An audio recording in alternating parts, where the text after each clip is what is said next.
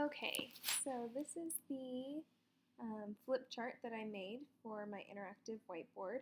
So this is made through Active Inspire, which is a program used by Promethean boards.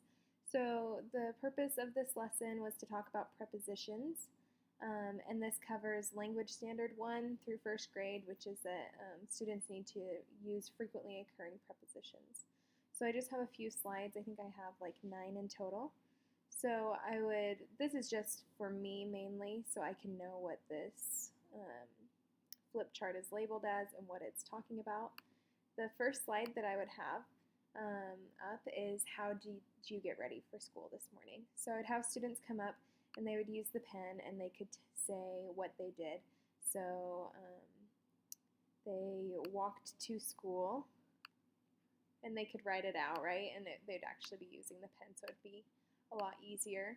And so they would be interacting here.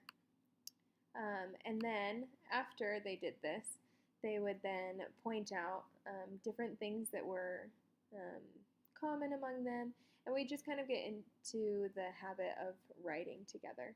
So then on the next slide, I would have this box here that I can move, and we'll talk about what prepositions are, and they can see what their standard and objective is.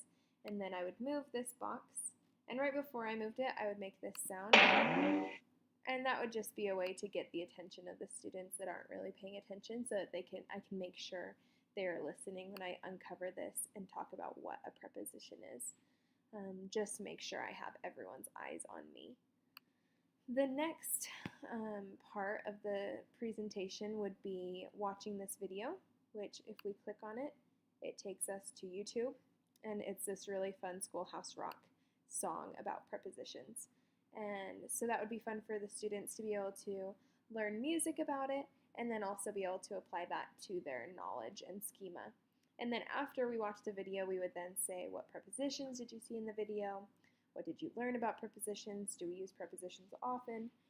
And then I could have a few students come up and use the pen again, and they would be able to write their responses.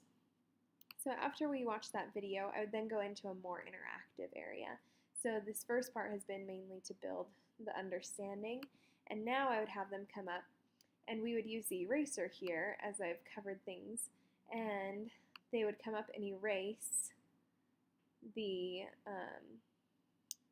preposition that describes the location of the word. And so to begin with, I would have students say, what do we think this word could be? Would it be beside, around, next to? And then we could uncover it and we could say, oh, it was near. Does that make sense? And we would talk about that. And then after that slide, we would then move into where we would actually be replicating shapes and moving this girl around. So I've actually locked the position of this house just to make sure that as students are moving with the mouse, they don't actually move the house on accident. And so then this girl would replicate each time, and we would say she is above the house. Then they would choose a different preposition from our bank of prepositions, and they could say she is next to the house. And so as we go through, we could find all of these different places where this girl could go, and then we would talk about which preposition we use to get there. For the next slide, we then talk about how we can work together as partners of writing our sentences and then writing our own individual sentences. So we have the directions here so they know what's going on. And then they would be able to write their sentences here, and then we could point out prepositions that they used in each of their sentences. This would also be an assessment tool for me to be able to see which students understood where to use a preposition and whether it was correctly used or not.